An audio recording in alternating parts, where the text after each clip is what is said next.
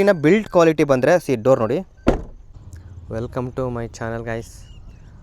So ಇವತ್ತು ನಾನು ನಿಮಗೆ ನನ್ನ ಕಾರಿಂದು ರಿವ್ಯೂ ಹೇಳೋಣ ಅಂತ ಅಂದ್ಕೊಂಡಿದ್ದೀನಿ. ಯಾಕೆಂದರೆ ತುಂಬ ಜನ ಕೇಳ್ತಾಯಿದ್ದೀರಿ ಕಾರ್ ಹೆಂಗಿದೆ, ಏನು ಯಾವ ಥರ ಇದೆ ಅಂತ. ಸೊ ನನ್ನ ಕಾರು ಬಂದುಬಿಟ್ಟು ಇವಾಗ ಆಲ್ರೆಡಿ 3 ಇಯರ್ ಕಂಪ್ಲೀಟ್ ಆಗಿದೆ. ಸೊ 65,000 ಕಂಪ್ಲೀಟ್ ಆಗಿದೆ ಇವಾಗ. ಸೊ ಒಂದು ರಿವ್ಯೂ ಕೊಟ್ಟರೆ ಚೆನ್ನಾಗಿರುತ್ತಲ್ಲ ಅಂತ ನಾನು ರಿವ್ಯೂ ಕೊಡೋಣ ಅಂತ ಅಂದ್ಕೊಂಡಿದ್ದೀನಿ. ಸೊ ಹಿಂದ್ಗಡೆ ಸ್ಪಾಯ್ಲರ್ ಒಂದು ಹಾಕ್ಸಿದ್ದೀನಿ. ನೆಕ್ಸ್ಟು ಮೇಲ್ಗಡೆ ಬ್ಲ್ಯಾಕ್ ರೂಫ್ ಮಾಡಿಸಿದ್ದೀನಿ ನಾನು. ಸೊ ಓಕೆ, ಇದ್ರದ್ದೊಂದು ನಾನು ಏನೇನು ಮಾಡಿಫಿಕೇಷನ್ ಮಾಡಿದ್ದೀನಿ ಅಂತ ನಾನು ಒಂದು ಸಲ ನೆಕ್ಸ್ಟ್ ಟೈಮ್ ಹೇಳ್ತೀನಿ. ಒಂದು ಬ್ರೀಫಾಗಿ ಒಂದು ಎಕ್ಸ್ಪ್ಲೇನ್ ಮಾಡಿಬಿಡ್ತೀನಿ ಯಾವ ಥರ ಇದೆ, ಏನು ಪರ್ಫಾರ್ಮೆನ್ಸ್ ಎಲ್ಲ ಹೆಂಗಿದೆ, ಸೊ ಯೂಸರ್ ಫ್ರೆಂಡ್ಲಿನಾ ಹಿಂಗೆ, ಸೊ ಇದು ಮೇಂಟೆನೆನ್ಸ್ ಏನು, ಇದೆಲ್ಲ ಒಂದು ವೀಡಿಯೋ ಡೀಟೇಲಾಗಿ ನಾನು ಹೇಳ್ಬಿಡ್ತೀನಿ ನಿಮಗೆ. ಸೊ ಈ ಕಾರಲ್ಲಿ ನನಗೆ ಪಾಸಿಟಿವ್ ಏನು ನೆಗೆಟಿವ್ ಏನು ಅಂತಂದು ಹೇಳೋದಾದರೆ, ಪಾಸಿಟಿವ್ ಫಸ್ಟು ಬಂದುಬಿಟ್ಟು ಕಂಫರ್ಟು. ಸೊ ಈ ಕಾರಲ್ಲಿ ಕಂಫರ್ಟ್ ಮಾತ್ರ ಹೆವಿ ಕಂಫರ್ಟ್ ಇದೆ. ಪ್ಲಸ್ ಇದರಲ್ಲೂ ಅಷ್ಟೇ, ನನಗೆ ಹೈವೇಲೂ ಅಷ್ಟೇ ನನಗೆ 18-19 ಸಿಗುತ್ತೆ. ಯಾಕೆಂದರೆ ನಾನು ಒಂದೊಂದು ಸಲ ಸ್ಪೀಡಾಗಿ ಹೊಡಿಬೇಕಾದ್ರೆಲ್ಲ ನನಗೆ ಅಪ್ ಟು ಒಂದೊಂದು ಸಲ 16ಗೆ ಹೋಗಿರುತ್ತೆ. ಇನ್ ಕೇಸ್ ನೀವೇನಾದ್ರು ಆರಾಮಾಗಿ 80-100 ಕ್ರೂಸ್ ಮಾಡ್ತೀನಿ ಅಂದರೆ ಆರಾಮಾಗಿ ನೀವು ಒಂದು 22 ನೀವು ತೊಗೋಬೋದು. ನಾನು ಕಾರ್ ತೊಗೊಂಡಿದ್ದು 23 ತೊಗೊಂಡಿದ್ದೆ, 2023. ಸೊ ಆವಾಗ ಅಂದರೆ ಈ ಮಾಡೆಲ್ ಇದು delta plus, France delta plus. So ನೋಡಿ, ನಿಮಗೆ ಮುಂದ್ಗಡೆ ಗೊತ್ತಾಗ್ತಿದೆ ಡೆಲ್ಟಾ ಪ್ಲಸ್ ಅನ್ನೋದಕ್ಕೆ ರೀಸನ್ ಏನಪ್ಪ ಅಂತಂದರೆ, ಇದೊಂದು ಹೆಡ್ಲೈಟು, ಮೇಲ್ಗಡೆಗೆ ನಿಮಗೆ ಇಂಡಿಕೇಟ್ರ್ ಕಾಣ್ತಿದೆಯಲ್ಲ ಅದು ಒಂದು, ನೆಕ್ಸ್ಟು ಪೇಂಟೆಡ್ ಅಲೋ ವೀಲ್ಸ್. ಇದು ಮೂರೇ ಮೇನ್ ನಿಮಗೆ ಮೇಜರ್ ಡಿಫ್ರೆನ್ಸು ಇದಕ್ಕೂ ಮತ್ತು ಡೆಲ್ಟಾಗೆ ಏನಿದೆ ಅಂತಂದರೆ, ಇಲ್ಲಿ ನಾರ್ಮಲ್ ಅಲೋ ವೀಲ್ ಬರೋಲ್ಲ ನಿಮಗೆ. ಆಮೇಲೆ ಇಲ್ಲಿ ನಾರ್ಮಲ್ ಹೆಡ್ಲೈಟ್ ಬರುತ್ತೆ, ಈ ಥರ 3 ಪ್ಯಾಟ್ರನ್ದು ಹೆಡ್ಲೈಟ್ ಬರೋಲ್ಲ. ನೆಕ್ಸ್ಟು ಇಂಡಿಕೇಟರ್ ಅಷ್ಟೇ ಕೂಡ ನಿಮಗೆ 3 ಪ್ಯಾಟ್ರನ್ದು ಏನು ಹೆಡ್ಲೈಟ್ ಕಾಣ್ತಿದ್ದಿಲ್ಲ ಅದು ಯಾವುದೂ ಬರೋದಿಲ್ಲ. ಸೊ ಇದಕ್ಕೂ ಒಂದು 75,000 ರುಪೀಸನ್ನ ಡಿಫ್ರೆನ್ಸ್ ಇತ್ತು. ಅದಕ್ಕೋಸ್ಕರ ಮತ್ತೆ ನನಗೆ ಈ ಅಮೌಂಟಿಗೆ ನನಗೆ ಈ ಥರ ನನಗೆ ಲುಕ್ ಸಿಗೋಲ್ಲ ಅಂದ್ಕೊಂಡು ನಾನು ಡೆಲ್ಟಾ ಪ್ಲಸ್ಗೆ ಹೋದೆ.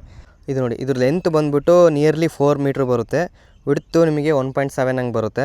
ಅದು ಬಿಟ್ಟರೆ ಹೈಟು ನಿಮಗೆ ಗಾಡಿದು ಟೋಟಲ್ ಹೈಟು 1.5 ಮೀಟ್ರ್ ಬರುತ್ತೆ.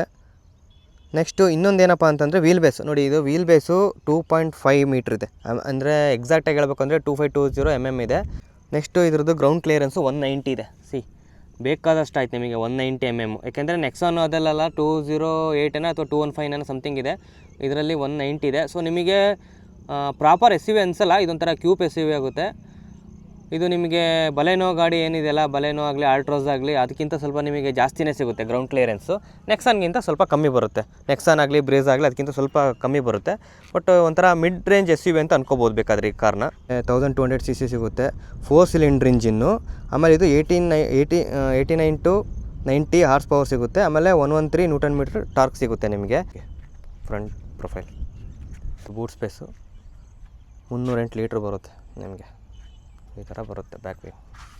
ನಿಮಗೆ ಲೆಗ್ ಸ್ಪೇಸ್ ಅಂತ ತೋರಿಸ್ಬಿಡ್ತೀನಿ ಹಿಂದ್ಗಡೆ ಯಾವ ಥರ ಇದೆ ಅಂತ. ನಿಮಗೆ ಒಂದು ಮಾಡಿಫಿಕೇಷನ್ ಮಾತ್ರ ಇನ್ನೊಂದು ದಿನ ಕರೆಕ್ಟಾಗಿ ತೋರಿಸ್ತೀನಿ. ಈಗ ಡ್ರೈವರ್ ಆಲ್ರೆಡಿ ಅವ್ನು ಕಂಫರ್ಟಿಗೆ ಸೀಟಿಗೆ ಕೂತ್ಕೊಂಡಿದ್ದಾನೆ. ಸೊ ನೋಡಿ, ನಂದು ಇಷ್ಟು ಜಾಗ ನಿಮಗೆ ಫುಲ್ ಆರಾಮಾಗಿ ಕೂತ್ಕೋಬೋದು. ಈ ಥರ ಸಿಗುತ್ತೆ ಫ್ರಂಟ್ ಪ್ರೊಫೈಲ್ ಕಾರಿಂದು. ನಾನು ಸ್ವಲ್ಪ ಮಾಡಿಫಿಕೇಷನ್ ಮಾಡಿಸಿದ್ದೀನಿ, ನೋಡೋಣ ನಿಮ್ಗೆ ಅದರದ್ದೆಲ್ಲ ಒಂದು ಡೀಟೇಲ್ ವಿಡಿಯೋ ಮಾಡ್ತೀನಿ. ನೆಕ್ಸ್ಟ್ ಫ್ರಂಟ್ ಸೀಟಿಗೆ ಹೋಗೋಣ. ಈ ಥರ ಬರುತ್ತೆ ನೋಡಿರಿ, ಈ ಥರ ಫ್ರಂಟ್ ಪ್ರೊಫೈಲ್ ನಿಮಗೆ ಸಿಗುತ್ತೆ ಕಾರಲ್ಲಿ. ಸೊ ನೋಡಿ, ಈ ಥರ ಡ್ಯಾಶ್ ಬೋರ್ಡ್ ಇದೆ. ಬಟ್ ಏನು ಅಂತಂದರೆ ಇದನ್ನು ಮಾರುತಿ ಸುಜುಕಿಯರು ಅನಲಾಗ್ ಮೀಟ್ರೆಲ್ಲ ತುಂಬ ಹಳೆಯ ಥರ ಮಾಡಿದ್ದಾರೆ. ಅವರು ಇದನ್ನೆಲ್ಲ ಅಪ್ಡೇಟ್ ಮಾಡಬೇಕು. ಮೇ ಬಿ ಕಾಸ್ಟ್ ಕಟ್ಟಿಂಗ್ ಅಂತ ಏನಾದರೂ ಅವರು ಅಪ್ಡೇಟ್ ಮಾಡಿಲ್ವಾ ಏನೋ ಗೊತ್ತಿಲ್ಲ. ಸೊ ಆ ಗಾಡಿ ಆನ್ ಆದಾಗ ಈ ಥರ ಗುಡ್ ಈವ್ನಿಂಗ್ ಅಂತ ನನ್ನ ಮೆಸೇಜ್ ಬರುತ್ತೆ.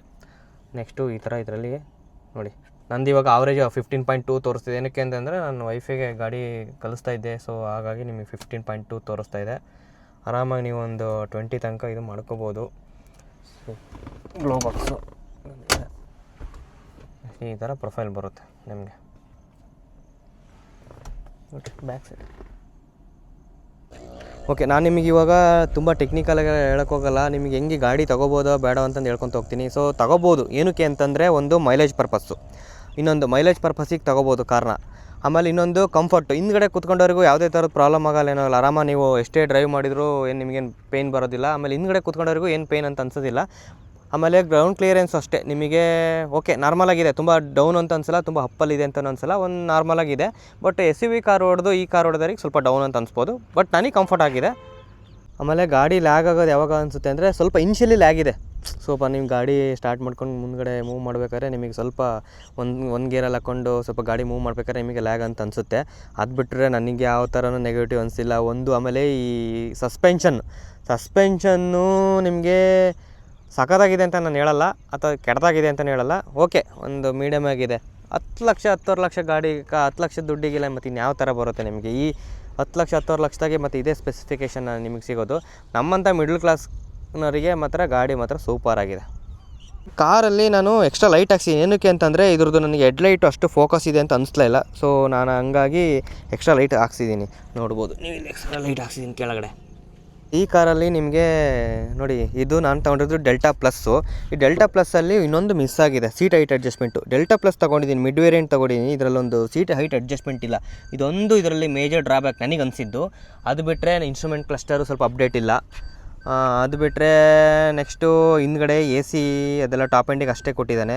ಸೊ ಬಟ್ ಇವಾಗೆಲ್ಲ ಬೇರೆ ಮಾಡೆಲ್ನ ಅಂದರೆ ಟಾಟಾ ನೆಕ್ಸನ್ ಅದನ್ನೆಲ್ಲ ನೋಡಿದರೆ ನಿಮಗೆ ಬೇಸಿಕ್ ಮಾಡೆಲ್ಲ ನಿಮಗೆ ಹಿಂದ್ಗಡೆ AC ಕೊಟ್ಬಿಟ್ಟಿದ್ದಾನೆ ಆಲ್ರೆಡಿ. ಇನ್ನು ಬಿಲ್ಡ್ ಕ್ವಾಲಿಟಿ ಬಂದರೆ ಸೀಟ್ ಡೋರ್ ನೋಡಿ, ಸ್ವಲ್ಪ ಬಿಲ್ಡ್ ಕ್ವಾಲಿಟಿ ಇದು ಇಂಪ್ರೂವ್ ಮಾಡ್ಕೋಬೇಕು ಅವ್ರು ಮಾರುತಿ ಸುಜುಕಿಯವರು. ಅದು ಬಿಟ್ಟರೆ ನಾನು ಅದೇ ಹೇಳಿದ್ನಲ್ಲ ನಿಮಗೆ, ಪಾಸಿಟಿವ್ ಅಂತ ಬಂತು ಅಂದರೆ ಪೆಟ್ರೋಲ್ ಮೈಲೇಜ್ ಸೂಪರಾಗಿ ಕೊಡುತ್ತೆ. ಆಮೇಲೆ ಗ್ರೌಂಡ್ ಕ್ಲಿಯರೆನ್ಸು ಚೆನ್ನಾಗೇ ಇದೆ. ಆಮೇಲೆ ಲುಕ್ ಇದೆ ಗಾಡಿ. ಮೇಂಟೆನೆನ್ಸ್ ಕಾಸ್ಟು ತುಂಬ ಕಮ್ಮಿ. ನನಗೆ ನೋಡಿ ಒಂದೊಂದು ಸಲ ನನಗೆ 10,000 ಸರ್ವಿಸ್ ಮಾಡಿಸಿದ್ರೆ ನೀವು ಹಬ್ಬ ಅಂದರೆ ಒಂದು 8,000 ಬರ್ಬೋದು. ಬಟ್ ಅದೇ ನಾವು ಟಾಟಾ ಅಥವಾ ಇದಕ್ಕೆಲ್ಲ ಹೋಗ್ತೀನಿ, ಹೋಂಡೈ ಗಾಡಿಗೆಲ್ಲ ಹೋಗ್ತೀನಿ ಅಂದರೆ ನಿಮಗೆ 15,000 ಅಂತೂ ಮಿನಿಮಮ್ ಇರುತ್ತೆ ಸರ್ವಿಸ್ ಕಾಸ್ಟು. ಸೊ ಇದರಲ್ಲಿ ಹೇಳ್ತೀನಿ ನೋಡಿ, ಪಾಸಿಟಿವ್ ಅಂತ ಬಂದರೆ ಅದೇ ಹೇಳಿದ್ನಲ್ಲ ನಾನು, ಮೇಂಟೆನೆನ್ಸ್ ಈಸಿ. ಆಮೇಲೆ ಗಾಡಿದು ಗ್ರೌಂಡ್ ಕ್ಲಿಯರೆನ್ಸು ಸೂಪರಾಗಿದೆ. ಆಮೇಲೆ ಕಂಫರ್ಟ್ ಚೆನ್ನಾಗಿದೆ, ಮೈಲೇಜ್ ಚೆನ್ನಾಗಿ ಕೊಡುತ್ತೆ. ಒಂದು ನಾನು ನಿಮಗೆ ಹೇಳೋದು ಬಿಟ್ಟೆ, ನಾನೀಗ ನೆಕ್ಸನ್ ಗಾಡಿ ಹೊಡೆದಿದ್ದೀನಲ್ಲ, ಅದು ನಿಮಗೆ 150 160 ಹೋದ್ರೂ ನಿಮಗೆ ಏನು ವಾಬ್ಲಿಂಗ್ ಆಗೋಲ್ಲ ಗಾಡಿ, ಆರಾಮಾಗಿ ನಿಮಗೆ ಕಾನ್ಫಿಡೆಂಟ್ ಬರುತ್ತೆ. ಬಟ್ ಇದು 140 ಪ್ಲಸ್ ಆಗ್ತಿದ್ದಂಗೆ ನಿಮಗೆ ವಾಬ್ಲಿಂಗ್ ಬರೋಕ್ಕೆ ಸ್ಟಾರ್ಟ್ ಆಗುತ್ತೆ, ನಿಮಗೆ ಕಾನ್ಫಿಡೆಂಟ್ ಸಿಗೋದಿಲ್ಲ ಗಾಡಿ ಡ್ರೈವ್ ಮಾಡ್ಬೇಕಾದ್ರೆ. ಸೊ 120 ಮ್ಯಾಕ್ಸಿಮಮ್ ಆರಾಮಾಗಿ. ಲುಕ್ ಮಾತ್ರ ಸೂಪರ್ ಆಗಿದೆ ಕಾರಿಂದು, ಇದರಲ್ಲಿ ಮಾತ್ರ ಯಾವುದೇ ಇದಿಲ್ಲ. ಇನ್ನು ನಿಮಗೆ ಮ್ಯೂಸಿಕ್ ಲವರ್ಸ್ ಆಗಿದ್ದರೆ ನಿಮಗೆ ಟಾಟಾನೇ ಮತ್ತು ಹೊಂಡೈದಲ್ಲಿ ಬರೋ ಅಷ್ಟು ಮ್ಯೂಸಿಕ್ ಕ್ಲಾರಿಟಿ ಇದರಲ್ಲಿ ಬರೋಲ್ಲ ಅಷ್ಟೇ. ಏನು ಬಿಟ್ಟರೆ ನನಗೆ ಆಲ್ಮೋಸ್ಟ್ ಅಲ್ಲಿ ಕಾರಲ್ಲಿ ನನಗೆ 80% ನನಗೆ ಪಾಸಿಟಿವ್ನೇ ಅನಿಸಿರೋದು. ಈ ಕಾರ್ ನಾನು ಯಾವತ್ತೂ ರಿಗ್ರೆಟ್ ಮಾಡಿಲ್ಲ. ಓಕೆ, ಯಾಕಾದರೂ ತೊಗೊಂಡು ಈ ಕಾರ್ನ ಅಂತ. ಒಂದು ದಿನಕ್ಕೂ ಬ್ರೇಕ್ ಡೌನ್ ಆಗಿಲ್ಲ ಕಾರು. ಗಾಡಿ ನಾನು ಹೆಚ್ಚು ಕಮ್ಮಿ ನಾನು ಒಂದು ಸಿಂಗಲ್ ಸ್ಟ್ರೆಚ್ಚಲ್ಲಿ ಗೋವಾ ಎಲ್ಲ ಹೋಗಿದ್ದೀನಿ, ಇಲ್ಲ ಬಾಡಿ ಪೇಯ್ನ್ ಬಂದಿಲ್ಲ, ಏನೇನೂ ಆಗಿಲ್ಲ ಈ ಕಾರಲ್ಲಿ. ಸೊ ನಾನು ನಿಮಗೆ ಹೇಳೋದು 80% ನಾನು ಇದರಲ್ಲಿ ಪಾಸಿಟಿವ್ ಇದ್ದೇನೆ ಅಂತಲೇ ಹೇಳ್ತೀನಿ ಹೊರತು, ಇನ್ನು 10 to 20% ಏನೋ ಮೈನರ್ ಡ್ರಾಬ್ಯಾಕ್ಸ್ ಇರ್ಬೋದು ಅಷ್ಟೇ. ಇನ್ ಕೇಸ್ ಏನಾದ್ರು ಕಾರ್ ನೋಡ್ತಾ ಇದ್ದಾರೆ ಅಂತಂದರೆ ಕಣ್ಣು ಮುಚ್ಕೊಂಡು ತೊಗೊಳ್ಳಿ. ಓಕೆ ಗಾಯ್ಸ್, ಬಾಯ್, ಟೇಕ್ ಕೇರ್. ಸಬ್ಸ್ಕ್ರೈಬ್ ಮಾಡ್ಕೊಳ್ಳಿ, ಸಬ್ಸ್ಕ್ರೈಬ್ ಮರಿಬೇಡಿ.